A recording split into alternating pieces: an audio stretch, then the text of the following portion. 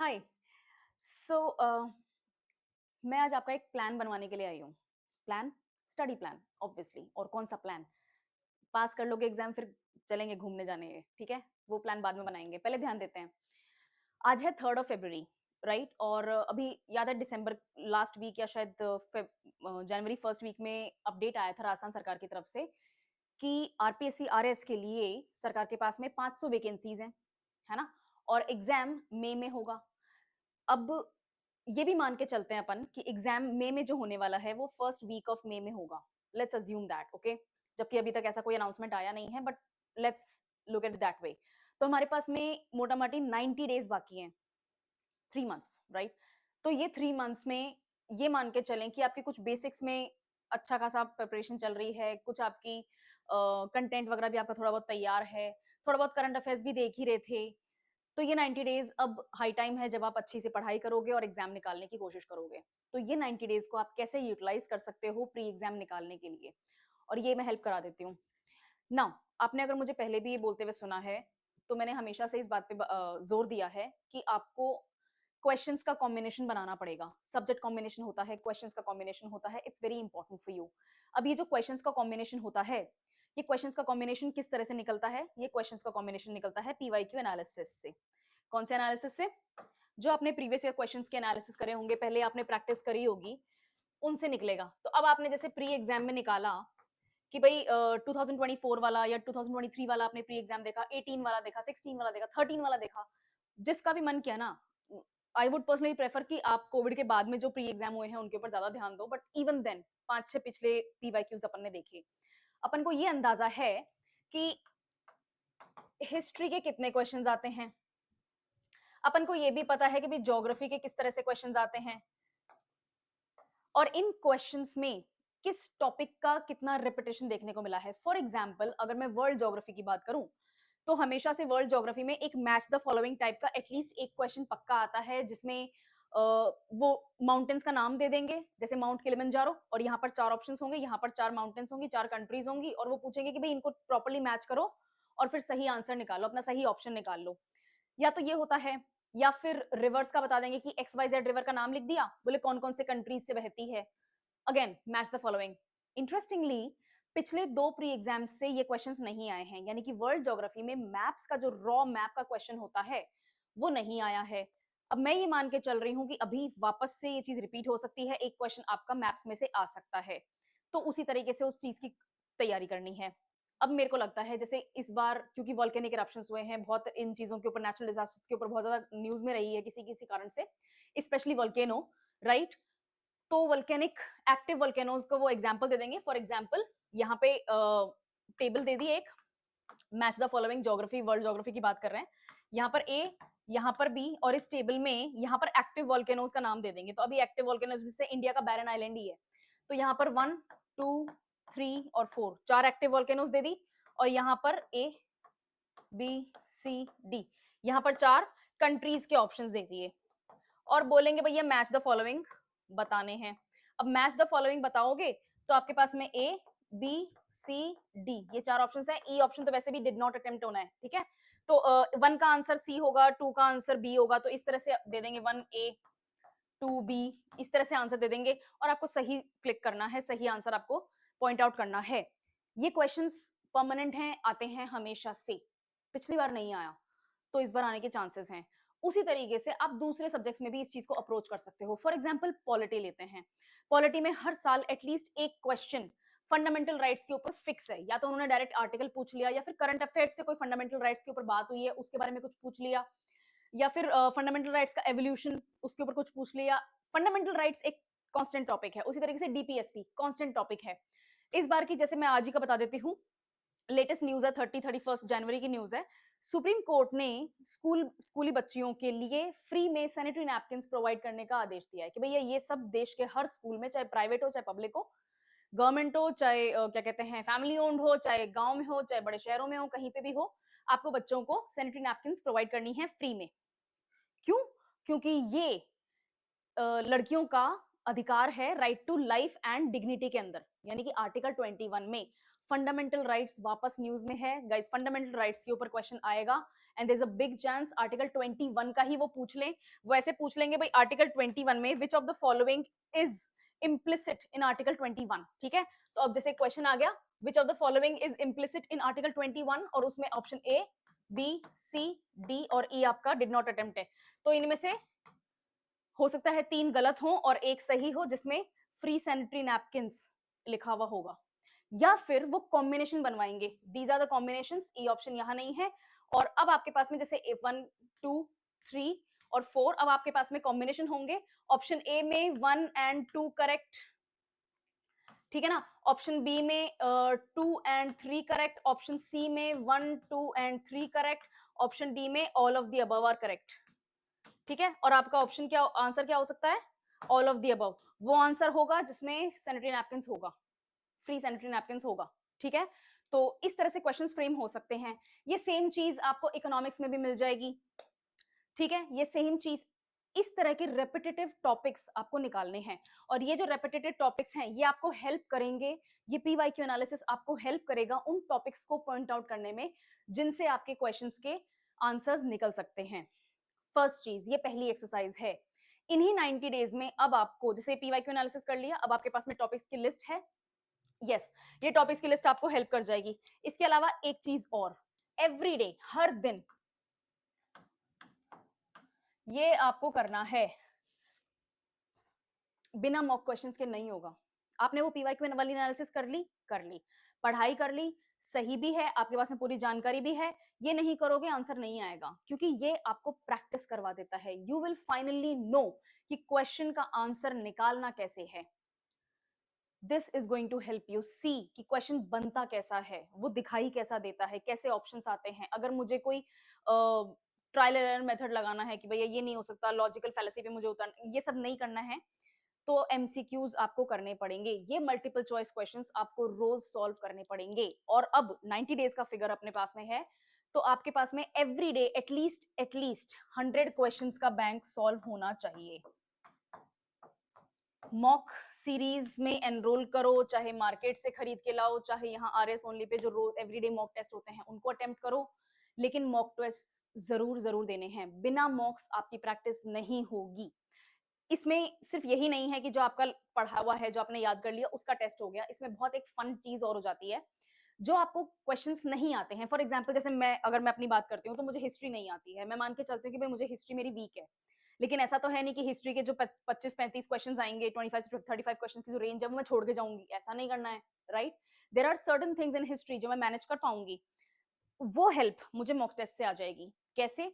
कुछ क्वेश्चंस को अटेम्प्ट करना आपकी प्रैक्टिस का खेल होता है। जैसे फॉर एग्जाम्पल मॉडर्न हिस्ट्री में से प्रजामंडल को ले लेते हैं, बहुत ही बोरिंग, बहुत ही डिफिकल्ट टॉपिक मेरे लिए, ठीक है।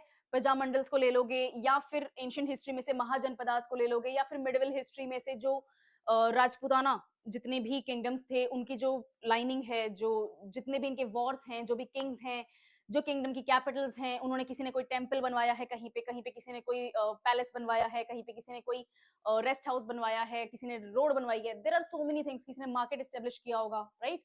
ये सारी चीजें याद नहीं होती हैं। इनको याद करने का तरीका यही है, क्वेश्चन आ रहा है, बार बार उस तरीके के क्वेश्चंस आते हैं, ये भी पता चल जाता है, अच्छा ठीक है, मैंने आज 4 दिन से इतने क्वेश्चंस अटेम्प्ट किए हैं और मैंने नोटिस किया कि हर बार हिस्ट्री का ये एक पर्टिकुलर टॉपिक रिपीट हो रहा है, तो क्यों ना मैं इसके ऊपर थोड़ा सा एक्स्ट्रा एफर्ट डाल लूं।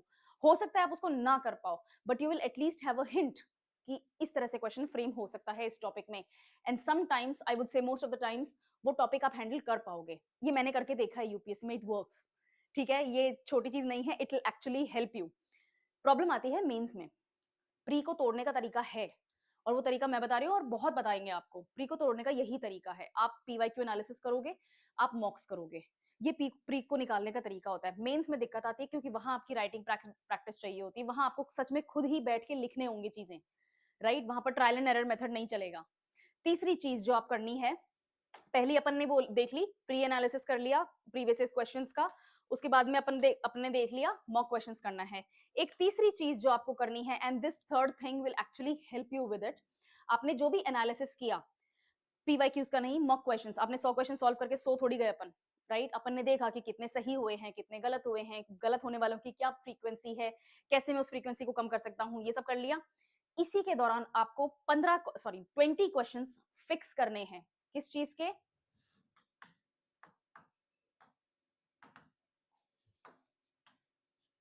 आपको इसके 20 क्वेश्चंस फिक्स करने हैं। और अगर प्री निकालना है, कंफर्टेबली निकालना है, तो ये 20 क्वेश्चंस में से मार्जिन आपके पास में 1 या 2 क्वेश्चन का ही है जो आप गलत कर सकते हैं, वरना मार्जिन नहीं है। And this is not an exaggeration, ये आसान है। मैं पर्सनली बता रही हूँ, I am not a mathematics student, मैं स्टैटिस्टिक्स की भी स्टूडेंट नहीं रही हूँ। करंट अफेयर्स जानती हूँ बाबा, मैं लैंग्वेज और करंट अफेयर्स जानती हूँ, राइट? तो मैथमेटिक्स और स्टैटिस्टिक्स मेरे काम का नहीं है। बट मैंने ये कभी गलत नहीं किया, कभी भी गलत नहीं किया। मैंने सी सैट में जो यूपीएससी का पेपर 2 होता है प्री का, मैंने उसमें भी कभी गलत नहीं किया। वहां पर भी मेरे को एक्चुअली जो जितनी पढ़ाई करनी होती थी वो जीएस में ही करनी होती थी, राइट? दिस इज इजी, लेकिन इसको इजी बनाने का तरीका है, एंड दैट इज रोज के 50-60 क्वेश्चन सिर्फ रीजनिंग और मैथमेटिक्स के अलग से सॉल्व करोगे, आ जाएगा। बहुत आसान क्वेश्चंस होते हैं। कैसे आते हैं? 5 फ्रेंड्स हैं, 5 फ्रेंड्स अपनी रो में खड़े हुए हैं, इसके पीछे वो है, उसके आगे ये है, लेकिन इन दोनों के बीच में ये भी है, तो इनकी सीक्वेंस बताओ। इट्स नॉट डिफिकल्ट, बनाना शुरू कर दो। दूसरे टाइप के क्वेश्चंस आते हैं, अगर आप हिंदी मीडियम के हो तो उसके चाचा के, ताऊ के, फूफा के, फलाने के रिश्तों के क्वेश्चंस आते हैं। अगर आप इंग्लिश मीडियम के स्टूडेंट हो तो ज्यादा आसान है। नीस और नेफ्यू दोनों जगह एक ही होते हैं, आंट एंड अंकल दोनों जगह एक ही होते हैं, चाहे मम्मा के रिलेशन में हो चाहे फादर के रिलेशन में हो, राइट? ग्रैंडफादर, ग्रैंड मदर दोनों एक ही टाइप के चलते हैं, तो आपको ये सोचने की जरूरत नहीं कि किस तरह के रिलेशन में जा रहे हैं। बहुत आसान है, सिंपल सा है। सबसे पहले अपने आप को खड़ा कर दो, ओके? अब इसके चारों तरफ आपके रिलेशंस का एरो लगता जाएगा। ये इससे रिलेटेड है, ये इसकी सिस्टर है, ये इसकी मदर है। मदर है तो इनके कोई हस्बैंड भी होंगे, अगर इनके कोई हस्बैंड है तो उनका क्या बेटा है, अगर इनका बेटा ही पता करना है तो ये दोनों ही पेरेंट्स हो गए, अगर ये दोनों पेरेंट्स हैं तो ये दोनों तो सिबलिंग हो गए। It's that easy, it's not difficult, ठीक है? First thing. सेकंड, ये दो क्वेश्चंस हो गए, राइट? तीसरे क्वेश्चंस आते हैं डायरेक्शन के। डायरेक्शन मतलब दिस इज नॉर्थ, नॉर्थ बना के रखेंगे सबसे पहले, और बोलेंगे कि भाई एक्स वाई जेड जो है उसने नॉर्थ फेसिंग अपना चलना शुरू किया।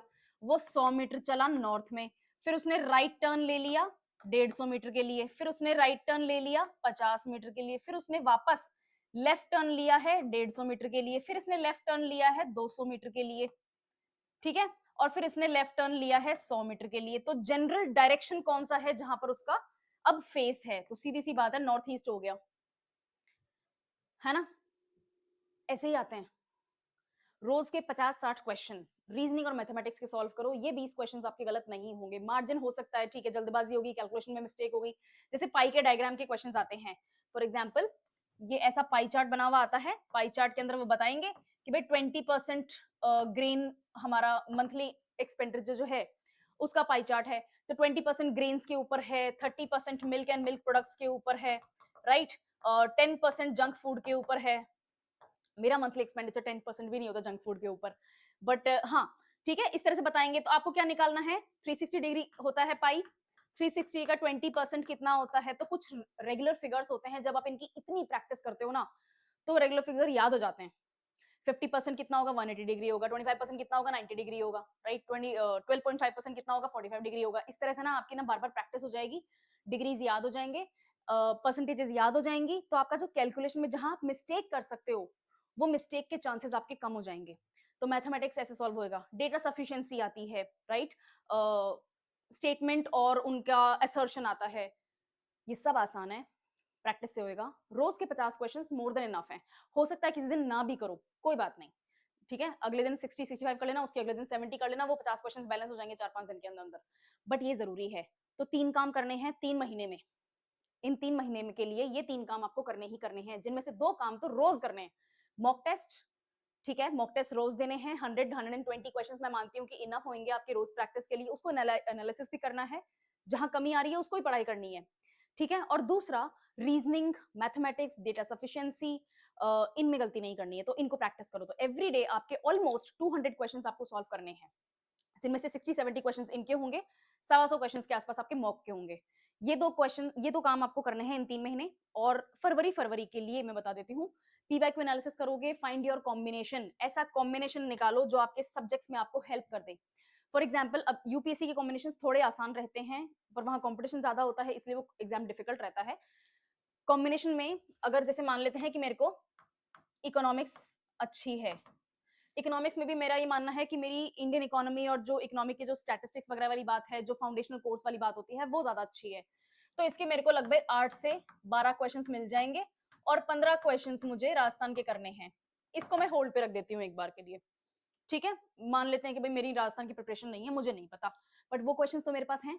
इसी के अलावा मुझे दूसरा कॉम्बिनेशन सब्जेक्ट मिलता है geography, same thing, history, same thing, polity, same thing. और ऐसा तो है नहीं कि करंट अफेयर्स अभी तक करा ही नहीं है। हर वीक कम से कम 10 न्यूज तो मैं ही आपको देती हूँ, मंडेज को, सैटरडेज को आके। वीकली करंट अफेयर्स राजस्थान के, राइट। और नेशनल इंटरनेशनल करंट अफेयर्स आपको करना है, बुनेश जी की क्लास लगती ही है, राइट। आपको वीडियो भी मिल जाएंगी, क्लास 24 चैनल पे भी मिल जाएंगी। That is what I am trying to say. ये तो करना ही करना है। करंट अफेयर्स आपके जीरो नहीं है, मुझे पता है कि आपके करंट अफेयर्स जीरो नहीं है। करंट अफेयर्स के जिसमें 55 टू 60 क्वेश्चंस आपके डायरेक्ट करंट अफेयर्स के आते हैं, डायरेक्ट रॉ करंट अफेयर्स के आते हैं, उनमें से घटिया स्कोर भी लोगे ना तो 10-12 क्वेश्चंस तो फिर भी करोगे। टाइम है अभी, ठीक है। कॉम्बिनेशन निकालो, मॉक टेस्ट दो, रीजनिंग और मैथमेटिक्स की प्रैक्टिस करो, और करंट अफेयर्स को अब साथ साथ में ले लो, साथ साथ में करंट अफेयर्स। और जब आप मॉक टेस्ट करोगे ना, ऐसा तो है नहीं कि सिर्फ सब्जेक्ट्स के मॉक टेस्ट करोगे, करंट अफेयर्स के क्वेश्चंस भी उसमें से आ रहे होंगे, वहां पे भी प्रैक्टिस हो जाएगी। 3 months, 3 एक्टिविटीज। पीवाईक्यू एनालिसिस अभी कुछ दिनों के अंदर अंदर करके खत्म करो और सब्जेक्ट का कॉम्बिनेशन निकालो। इसके अलावा आपको करने हैं मॉक टेस्ट, राइट।